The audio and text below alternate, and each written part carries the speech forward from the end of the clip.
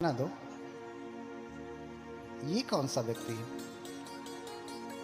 परिसंयोग, उसे पता होना चाहिए कि तुम्हारी परिषद में कौन कौन से लोग बैठे हैं। इस परिषद में हिंदू भी, मुस्लिम भी, जैन भी, ईसाई भी, पारसी भी, हाँ, बौद्ध भी, सारे लोग बैठे हैं। और वो खड़ा होकर के कहने लगे उनके भगवान ऐसे, उनके भगवान। भैया तुम किसी के भगवान शरणं गतम, हाँ, कितना श्लोक सुनाऊं आपको। तो भगवान की पूजा के बारे में बता रहा था कि ऐसी पूजा करते करते ते दाद से पूजे तो निभुत हुआ कुतो भाई, ऐसी पूजा करते करते आपको आपकी सुगति होती है, आप निर्वाण प्राप्त करते हैं। ऐसा क्यों कहा कि पूजा करने से सुगति होती है? आप तो कहेंगे ध्यान करने से सुगति होती है ना, हाँ, आप कहेंगे ध्यान से सुगति होती है। तो इसीलिए मैं कहता हूं भैया समझिए। आप जानते हैं कि भगवान ने सबसे पहला ध्यान का कर्म स्थान क्या बताया है? क्या है? कोई वैज्ञानिक बता दे। हाँ, ध्यान का सबसे पहला कर्म स्थान क्या बताया? ऑब्जेक्ट ऑफ मेडिटेशन क्या बताया? हाँ, गुरु मंत्र क्या बताया? गुरु मंत्र। आप समझ में आया? ध्यान का पहला गुरु मंत्र क्या है? अगर आप ध्यान की, अच्छा ध्यान की कुंजी, अभी हमने पूछा कि त्रिपिटक की कुंजी क्या है। अब मैं पूछता हूं कि उस ग्रंथ का नाम बताइए बौद्ध धर्म में जो ध्यान की कुंजी है। बताओ, बताइए। ये कथा लग रही तो बहुत सारे लोग, उनका बड़ा विरोध, ये ऐसे वो वैसे। जो विरोध कर रहे थे वो नहीं आए, जो सहयोग कर रहे थे वो आए। तो उनके लिए भी सुना रहा हूं। आप भी सुनकर के थोड़ा मोड़ा भ्रम हो तो टूट जाए। जिनका भ्रम रहा हो वो सुन रहा हो, नहीं सुन रहा हो तो जैसा है अपना वो वैसा रहे। ध्यान की कुंजी क्या है? विशुद्धि मग्ग है, विशुद्धि मग्ग। ग्रंथ का नाम क्या है? पाली में विशुद्धि मग्गो। ध्यान की कुंजी है, ध्यान के ग्रंथों की कुंजी है। अगर आपको ठीक से ध्यान पढ़ना है तो त्रिपिटक, अट्ठकथा, टीका, अनुटीका, भाष्य सहित जो कुंजी के रूप में प्रस्तुत है हमारा वो ग्रंथ है मिलित जो है विशुद्धि मग्गो।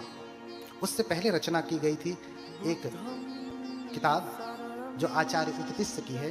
बुद्धघोष से पहले रचना उसकी हुई है। उसका नाम भी शायद आपने नहीं सुना होगा। उसका नाम क्या है? विमुक्ति मग्गो। कभी सुना था? उसका नाम है विमुक्ति मग्गो। हाँ, विमुक्ति मग्गो। उसके बाद विशुद्धि मग्गो हुआ। विमुक्ति मग्गो में थोड़ा सिस्टमेटिक नहीं लिखा गया है, हाँ, चैप्टर इधर उधर हैं। लेकिन विशुद्धि मग्ग जो है उसका चैप्टराइजेशन, उसकी अध्याय सूची बहुत ही सारणीबद्ध है, कैटेगराइज्ड है। इसलिए उस विशुद्धि मग्ग में आप पढ़िए। इधर उधर भटकेंगे तो बहुत बड़ी बात हो जाएगी। और अगर त्रिपिटक से देखना है तो अंगुत्तर और संयुक्त निकाय में देखिए, अनुस्सति सूत्र में, अनुस्सति निर्देश में। उसमें 40 कर्म स्थान दिए गए हैं। ध्यान के कितने मंत्र दिए गए हैं? ध्यान के कितने आलंबन दिए गए हैं? 40। पहला कौन सा है? बुद्धानुस्सति। क्या है? पहला ध्यान का मंत्र क्या है? बुद्धानुस्सति। बुद्ध की अनुस्मृति, the recollections of Buddha. Buddha की अनुस्मृति, बुद्ध का अनुस्मरण अर्थात उनका जप। अनुस्मरण का क्या मतलब होता है? मंत्र क्या होता है? मननात् त्रायते इति मंत्र। बार बार हम मन में उसका त्रायण करते हैं ना, हमारे मन की रक्षा करता है ना, मननात् त्रायते इति मंत्र। मंत्र किसे कहा? जिसको हम बार बार मन में रिपीट करते हैं। जैसे हम साधना भी करते हैं विपश्यना में, तो वो भी तो हम रिपीट ही करते हैं। नीचे से ऊपर जाते हैं, ऊपर से नीचे आते हैं, नीचे से ऊपर, ऊपर से नीचे। रिपीटेशन होता है, बार बार बार बार बार बार। संवेदनाओं का चक्र चलता है। यहाँ किसका चक्र चलेगा? बुद्ध के गुणों का। तो बुद्धानुस्सति पहला कर्म स्थान है ध्यान का। वो क्या है? बुद्धानुस्सति। बुद्धानुस्सति कैसे की जाती है उसका पूरा वर्णन है।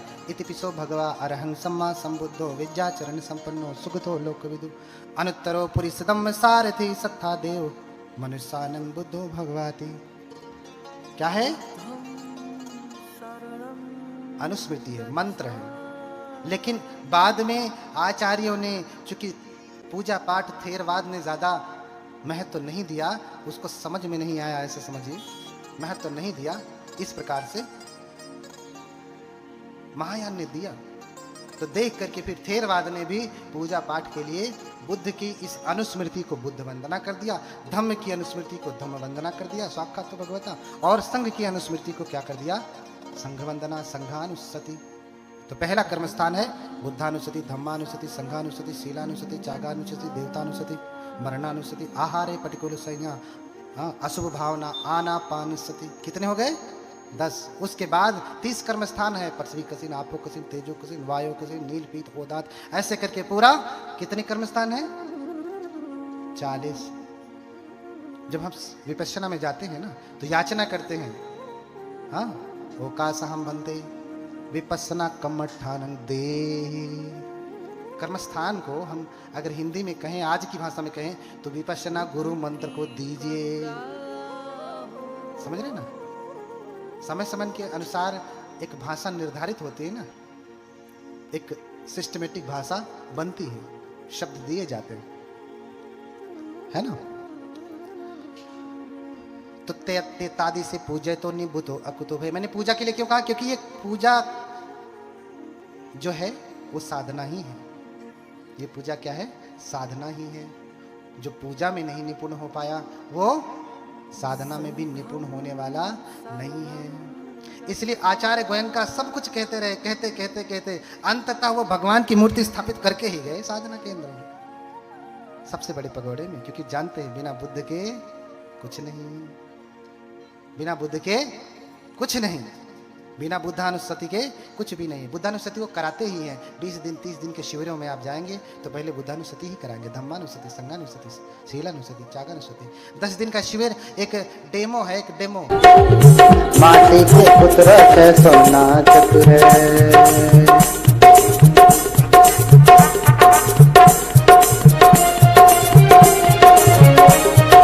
हाँ, माटी के पुत्र कैसो नाचत है हो,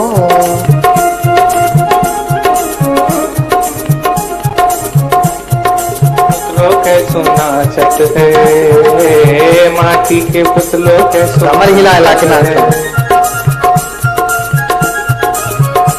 अब कुछ लोग अहंकार से नाचते हैं, हाँ, माटी के पुत्र कैसो नाचत है, माटी के पुत्र कैसो नाचत है, माटी के पुत्र कैसो नाचत है। जब कछु पावे तब गर्व करत है, जब कुछ पावे तब गर्व करत है, जब कुछ पावे तब गर्व करत है। थोड़ा सा रंगीन कागज बढ़ जाए तो कितना अहंकार हो जाता है ना, घमंडी कर हो जाता है, अहंकार से चलता है कि मैं तो बड़ा, मेरे सामने कौन टिकेगा, बदमाशी करता है, पैसों से खरीद लेता है सिस्टम को। जब कछु पावे तब गर्व करत है, जब कुछ पावे तब गर्व करत है, जब कुछ पावे तब गर्व करत है। मैया गई तब। कि आप देखो कि सच में इससे लाभ मिलता है कि नहीं, अच्छा लगता है कि नहीं। अच्छा लगे तो फिर 20 दिन में जाओ, 30 दिन में, 40 दिन, 50 दिन, 60 दिन, हाँ, महीने, 2-2, 3-3 महीने के शिविर में जाओ, फिर आपको इसकी व्याख्या मिलेगी। इसलिए पूजा का बहुत बड़ा महत्व है, पूजा का बहुत बड़ा महत्व है।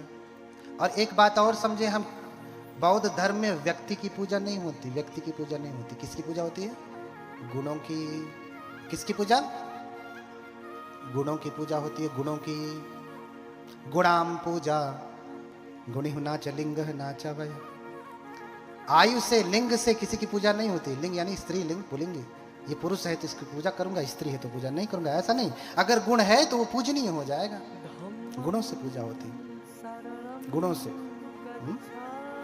इसलिए आपने कभी देखा होगा, एक उदाहरण से समझाता हूं।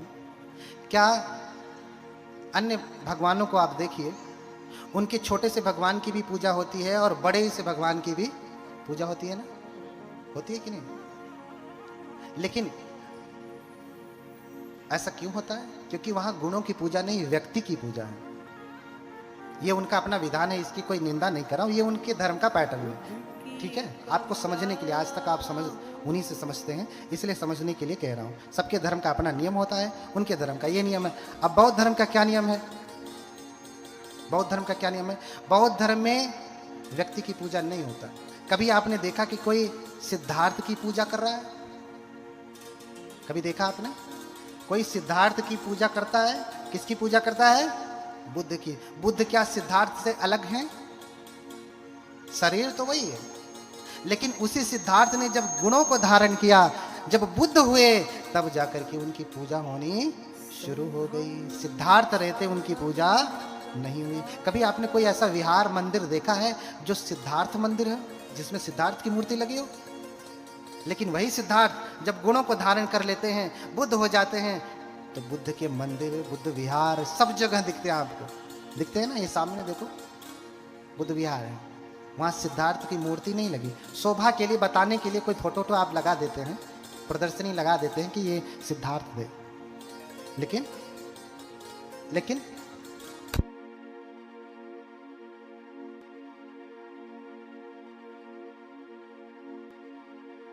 बुद्धं शरणं गच्छामि।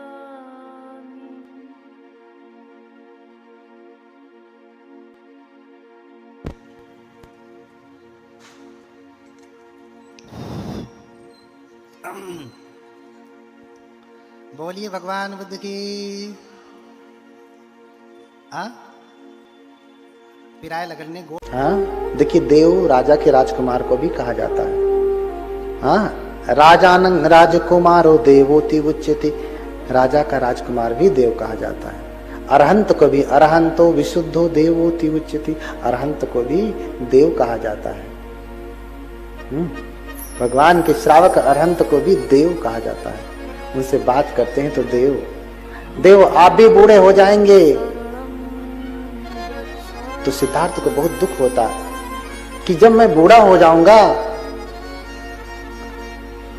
जाऊंगा, इसके जैसा टेढ़ा मेढ़ा हो जाऊंगा, किसी काम का नहीं रहूंगा, तो फिर मैं इतनी मस्ती में क्यों हूं? किस बात का मुझे घमंड है? कौन सी जवानी?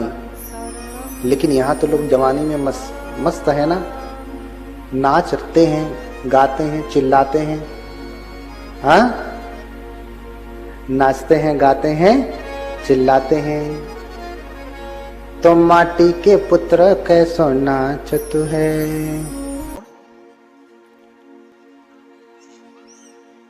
देखा दुश्मन कष्ट देवे लगल ने, पड़ोसिया देता कि यही दे रहा है ना। जो आपका दुश्मन है, देखिए कष्ट देने लगा। अभी सबसे बड़ा दुश्मन कष्ट दे रहा है। तो तेतादी से पूजे तो निबुत आपको तो भाई। हाँ, मैं बता रहा था कि पाली पढ़ो आप। मैं पाली पढ़ करके आपको हिंदी में बता रहा हूँ। जितना बहुत कुछ बता रहा हूँ पाली में है, हिंदी में नहीं है बहुत कुछ। तो असेवना च बाला नाम, इसमें खंडन कर रहे हैं कि क्या नहीं करना है। बाला न माने मूर्खों के, बाल अर्थात बालक होता है, यानी बाल बुद्धि, मूर्ख। बाल का अर्थ होता है मूर्ख। मूर्खों की संगति नहीं करना है ना। जिसके पास बालक बुद्धि है उसकी संगति मत करना, मूर्ख की संगति मत करना। तो क्या करना? पंडितानंच सेवना। अच्छा, मूर्ख का विलोम क्या होगा? क्या होगा? क्या होगा? ज्ञानी ना। तो कह रहे हैं भगवान, अगर ठीक से समझेंगे, कॉमन सेंस भी लगाएंगे, तो डिक्शनरी तक भी जाने की जरूरत नहीं है आपको, उसकी अठकथा टीका पढ़ने की भी जरूरत नहीं। कह रहे हैं कि मूर्खों की संगति न करना, तो किसकी संगति करना? ज्ञानियों की संगत करना। पंडित माने ज्ञानी होता, महाज्ञानी कह दिया, इन्होंने महापंडित लिख दिया। महामूर्ख लिखना चाहिए था, हमने नहीं लिखवाया है, इसलिए इन लोगों को कहिए जो कहना हो। महापंडित क्यों लिखते हैं? कुछ और लिख दें। हाँ, महापंडित का अर्थ जो पंडित का अर्थ होता है ज्ञानी। ठीक है, असेवना च, अब अपने मूल बात पे आते हैं। ये शब्द की व्याख्या बीच में पड़ गई तो कर दिया। असेवना च बालानंग पंडितानंग च सेवना। और फिर तीसरे में क्या कहा? पूजा च पूजनीयानम। क्या कहा? पूजा च पूजनीयानम एतम मंगलमुत्तमम। क्या कहा? जो पूजने योग्य, पूजा च पूजनीयानम, पूजा और पूजा च पूजनीयानम का अर्थ हुआ जो पूजने योग्य हैं उनकी पूजा करना। पूजनीयों की पूजा शब्द सा अर्थ होगा पूजनीयों की पूजा। पूजनीयानम जेनेटिव प्लूरल केस में है, छठवीं बहुवचन में है। पूजनीयानम, पूजस्स पूजनीयानम। क्या करना? जो पूजने योग्य है उसकी पूजा करना। अब बताइए, इस धरती पे आप बहुत सारे भगवान जानते हैं, जो कुछ भी जानते हैं, बुद्ध जानते हैं, भीम जानते हैं, और भी अन्य अन्य भगवान जानते हैं। मैं नाम किसी का नहीं लूंगा। आप अपने हृदय से वैज्ञानिक वर्क बताएं कि सबसे अधिक पूजनीय कौन है, बुद्ध हैं कि कोई और है? हाँ, कौन है? बताइए कौन है? बुद्ध ही है ना। पूजा च पूजनीयानम एतम मंगलमुत्तमम। जो पूजने योग्य। पान में ज्यादा धर्म देशना वेसना नहीं होती, सिर्फ पूजा ही होती है। बड़े बड़े घंटे लगे हैं, लोग बस जाप करते रहते, न मैं रहेंगे क्यों, न मैं रहेंगे क्यों, न मैं रहेंगे क्यों। नहीं तो अमिताभ बुद्ध का जाप करेंगे, नमो अमिताभ बुद्धसो, नमो अमिताभ बुद्धसो। या तो फिर चाइनीज लोग अपनी भाषा में नमो अमिताभ, क्या कहते हैं? नमः अमिताभाय कहते हैं संस्कृत में कहा जाए तो। यानी अमिताभ बुद्ध को नमस्कार है, उसको जाप करते हैं। उसको क्या करते हैं? जाप करते हैं। इसी जप को लेकर के बहुतों ने अपने अपने भगवानों का जप बना लिया। बहुतों ने अपने अपने भगवान, बुद्ध तो 2500 वर्ष पहले हैं, बाकियों का इतिहास इतना प्राचीन नहीं है। और अगर कोई कहे कि 5 लाख 1 लाख कल्प पहले हमारे भगवान हुए हैं, तो बुद्धों का कल्प तुम गिन लो, तुम्हारी होश ठिकाने हो जाएगी। ये तो 28वें बुद्ध हैं, 27वें बुद्धों का तुम पता नहीं कर सकते पहले बुद्ध कब जन्म लिए, कितने करोड़, कितने अरब खरब कल्प पहले, 1000 साल पहले, वर्ष पहले नहीं कह रहा हूं, कल्प। कल्प मैंने बताया कितना लंबा, कल्पों पहले जन्म लिए हैं पहले बुद्ध। तो तुम वंशावली देख लो तो पता चल जाएगा कि कौन पहले के। हाँ, तित्तादि से पूजे थे निभुतो अकुतो भय न सक्का पुण्यं संखा तुम। और जो ये पुण्य आपको प्राप्त होता है ना पूजा करके, मैंने कल भी परसों भी बताया था, सिक्किम, अरुणाचल आदि देशों में जो कि बौद्ध राष्ट्र आप कह सकते हैं, पेपर पे नहीं है लेकिन सब बुद्धिस्ट है। आप सिक्किम जाइए, लद्दाख जाइए, सब बुद्धिस्ट है। कभी आपने वहां देखा कोई अराजकता है? क्यों? वहां ज्यादातर लामा लोगों का प्रभाव है। तिब्बती बौद्ध धर्म है, तिब्बती, और तिब्बती लोग तो हमेशा माला लेकर के, ऐसा माला देखा नहीं। बहुत सारे लोग कहेंगे कि माला पहने हुए हैं। प्रसंग लंबा है, आगे कह रहा हूँ।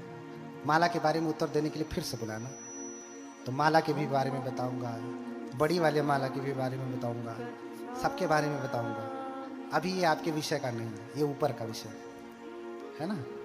तो माला लेकर के जप ही करते रहते हैं। आप सारनाथ में जाएंगे तो मणि चक्र लगा होगा, ऐसे घुमाते हैं और क्या कहते हैं?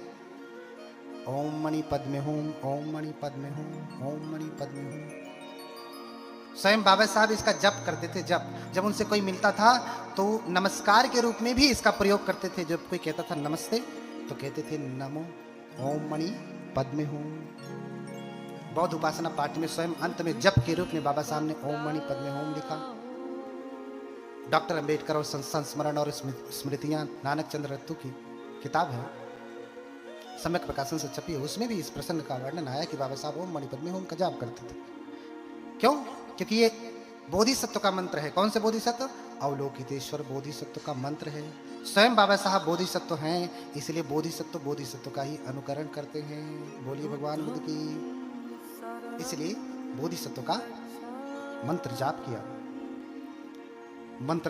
किया। उसके कारण और भी हैं। क्यों मैं ऐसा कह रहा हूं? क्योंकि जब उनसे पूछा गया कि आप ऐसा क्यों कहते हैं, कहते हैं कि नमस्ते में अगर देखा जाए तो नमस्ते का संधि विच्छेद करेंगे तो क्या होगा? नमः अस्तुते। क्या होगा? बाबा साहब ने नहीं लिखा, मैं बता रहा हूं कि उसका क्या होगा। उसका विच्छेद करके नहीं बताया, मैं बता रहा हूं कि नमः अस्तुते। हाँ, आपको नमस्कार है, अर्थात इसमें झुकने का भाव है। लेकिन ओम मणि पद्मे हूम का अर्थ है बुद्धत्व रूपी कमल को खिलने दो, अर्थात बुद्ध बनने दो। और बोधिसत्व बाबा साहब स्वयं अगर कहा जाए तो महायान को मानते हैं, थेरवाद को नहीं। थेरवाद को नहीं, महायान को मानते हैं। उनके दीक्षा लेने का तरीका भी महायानी है। आपने देखा कि पैर मोड़ करके पीछे बैठ करके उन्होंने दीक्षा लिया। पुराना वीडियो यूट्यूब पे पड़ा होगा उनका दीक्षा का, देख लीजिए। दीक्षा लेने के बाद ऐसे हाथ पांव छूते हैं। ध्यान से देखना वीडियो। रोज तो देखते हो, लेकिन मैंने कहा ना, आंखों से थोड़ी नहीं दिखाई देता। किससे दिखाई देता है? ध्यान से। किससे दिखाई देता है? ध्यान से। आंख नहीं देख सकती, ध्यान देख सकता है। इसलिए कहते हैं जरा ध्यान से देखना। वीडियो पड़ा है यूट्यूब पे। ऐसे करके पांव छूते हैं। और तुम पांव छू लो, हम पांव छू ले, कहते देख रहे हैं किसी और धर्म के बारे में, ये तो विधर्मी हो गए। अब पांव छू लिए तो अब तो ये भगवान बुद्ध को नहीं मानेंगे, अब तो बाबा साहब को नहीं मानेंगे, अब अधर्मी हो गए। अब पूरा पाप आकर के घेर लिया, अंदर घुस गया, गला जाम हो गया, सांस नहीं ले पा रहे। हाँ, अरे भैया ये लौकिक व्यवहार में चल रहा है। कोई आया पहली बार, अभी प्रणाम कर रहा है, सीखेगा। हाँ, सीखेगा। उसको कमेंट कर देंगे। लेकिन हमारे धर्म में प्रणाम करने का क्या विधान है? क्या ऐसे हाथ जोड़ करके प्रणाम करने का विधान है? बताए कोई, किस ग्रंथ में लिखा है? ऐसे हाथ जोड़ करके आप भिक्षुओं को भी प्रणाम कर लेते हैं, भंते वंदामि, या दूर से भंते वंदामि ऐसे कर लेते हैं। क्या ऐसा विधान है बौद्ध धर्म में? है क्या? बताओ ना किस ग्रंथ में लिखा है। मैं भी तो जानना चाहता हूँ कि मुझसे कौन सा ग्रंथ छूट गया जिसमें तुम पढ़ के आए हो ऐसे कर लेते हो, मैं नहीं समझ पाता। हाँ, कौन से ग्रंथ में ऐसा? ऐसे किसी ग्रंथ में नहीं है भिक्षुओं को, बुद्धों को प्रणाम करने का नियम। समझ रहे हैं ना? आप आपस में भले करें नमो बुद्धाय, जय भीम नमो बुद्धाय, लेकिन भिक्षु को जिसकी आप शरण जाते हैं, संगम शरणम गच्छामि, उसको आप ऐसे करते हो और अपने आप को बुद्ध कहते बैठते हो। हाँ, अपने आप को बुद्ध कहते हो, ऐसे प्रणाम करते हो। हाँ, ऐसा प्रणाम तो कहते हैं कि फिर महापरिनिर्वाण सूत्र में भगवान ने क्यों कहा अव्यापड्डा तुम्हें आनंद हो तो तथागत शरीर पूजना है। आनंद तुम भिक्षु गण क्या करना? तथागत के शरीर पूजा से दूर रहना। ध्यान से समझना वाक्य और अर्थ। अव्यापड्डा तुम्हें आनंद होत तथागत शरीर पूजना है। आनंद तुम तथागत के शरीर की पूजा से दूर रहना, बेपरवाह रहना। ये जो उपासक वर्ग हैं ये लोग आएंगे, पूजा करेंगे और पुण्य प्राप्त करेंगे। बुद्ध पूजा भिक्षुओं के लिए नहीं, बुद्ध पूजा भिक्षुओं के लिए नहीं। तो भगवान ने ऐसा क्यों कहा कि पूजा नहीं करना? हाँ, तो भंते समझाते हैं, राजन समझिए। हम महामंगल सूत्र पढ़ते हैं ना, उसमें पहला ही श्लोक क्या है? आसेवना च बालानंग पंडितानंद च सेवना। अच्छा, पंडित शब्द को लेकर के बड़ा उटपटांग लोग कर रहे हैं, शब्द भी समझ लीजिए आगे, है ना। पंडित है ना, मैंने नहीं कहा लिखने के लिए, मैंने बहुत मना किया है इस बात को लिखने के लिए। हमारे कार्मिक बनते हैं, लिखवाते हैं, हमारे छोटे बनते ज़बरदस्ती करके मोहर लगाते हैं, कहते हैं आपसे क्या लेने देना। आपको तो लोग गाली भी देते हैं तो आप उनको कुछ नहीं कहते, तो महापंडित कहने पे आप क्यों गुस्सा हो रहे हैं? हमें तो लोग गाली भी देते हैं तो हम क्या उनसे कहने जाते हैं तुमने मुझे गाली क्यों दिया? जब गाली देने पे मैं प्रश्न करने नहीं जाता हूँ तो कुछ प्रशंसा के शब्द लिख रहे हैं तो मैं क्यों कहने जाऊँ कि तुम ऐसा क्यों लिख रहे हो?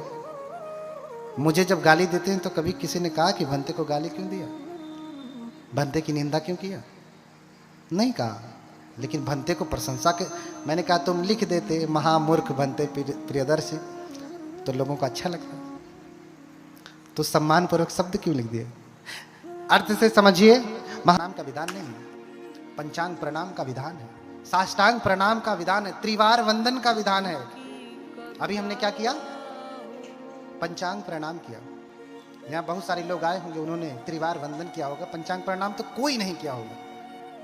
साष्टांग की तो बात ही छोड़ दीजिए। तिब्बती लामा को देखिए, वो हमेशा साष्टांग वंदन करते हैं। साष्टांग वंदन करते हैं हर दिन 500, हाँ 500 बार, नहीं तो कम से कम 108 बार तो करते हैं। बोध गया में जाके देखिए, अभी त्रिपिटक का कालचक्र जब पूजा आएगी या त्रिपिटक संगायन का आएगा जब समय, भीड़ लगी रहेगी। उनके अपने अपने बने हुए वही प्रणाम करते हैं हर दिन। तो भैया तुम ऐसे प्रणाम करने का विरोध करते हो तो क्या तुम त्रिवार वंदन करते हो जब जब मिलते हो? तो उससे पूछना चाहिए, प्रश्न आपसे करना। जो ऐसे करने पे बड़ी आपत्ति करता है तो उससे कहना कि तुम बताओ कि ऐसा करने का विधान कहाँ है, कौन से ग्रंथ में है त्रिपिटक के, या कौन से देश में ऐसा है, कौन से बौद्ध धर्म में ऐसे करके प्रणाम करते हैं? चीन में, जापान में, ताइवान में, कोरिया में, श्रीलंका में, म्यांमार में, थाईलैंड में, बताइए कौन से देश में करते हैं? पूछना उनसे। हाँ, इसलिए भगवान को त्रिवार वंदन किया जाता है। अरे तू हाथ को क्या सीने से लगाता है? ये तो निभुतो अकुतो भय। ऐसी पूजा करते करते आपको आपकी सुगति होती है, आप निर्वाण प्राप्त करते हैं। ऐसा क्यों कहा कि पूजा करने से सुगति होती है? आप तो कहेंगे ध्यान करने से सुगति होती है ना? हाँ, आप कहेंगे ध्यान से सुगति होती है। तो इसीलिए मैं कहता हूं भैया समझिए। आप जानते हैं कि भगवान ने सबसे पहला ध्यान का कर्म स्थान क्या बताया है? क्या है? कोई वैज्ञानिक बता दे। हाँ, ध्यान का सबसे पहला कर्म स्थान क्या बताया? ऑब्जेक्ट ऑफ मेडिटेशन क्या बताया? हाँ, गुरु मंत्र क्या बताया? गुरु मंत्र। आप समझ में आया? ध्यान का पहला गुरु मंत्र क्या है? अगर आप ध्यान की, अच्छा ध्यान की कुंजी, अभी हमने पूछा कि त्रिपिटक की कुंजी क्या है। अब मैं पूछता हूं कि उस ग्रंथ का नाम बताइए बौद्ध धर्म में जो ध्यान की कुंजी है। बताओ, बताइए। अपना माथा पटक, जिसमें अहंकार रहता है। जब तक अहंकार नहीं छूटेगा तब तक तू बुद्ध बनेगा कभी। इसलिए तू पटक माथा, ऐसा भगवान कहते हैं। उस अहंकार के सर को जो झुकना, बहुत सारे लोग हैं तुमको मंच बोलने के लिए नहीं मिलता तो भी नहीं आते हो, क्योंकि यहाँ तो बनते विदेशी अकेले बोलेंगे भैया हम सुनेंगे, तुम धर्म तो सुनाओ।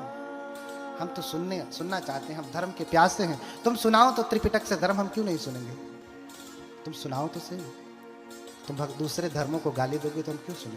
हम तो बाबा साहब के अनुयायी हैं। बाबा साहब का संविधान में ये नियम नहीं देता कि हम किसी के धर्म की निंदा या आलोचना करें।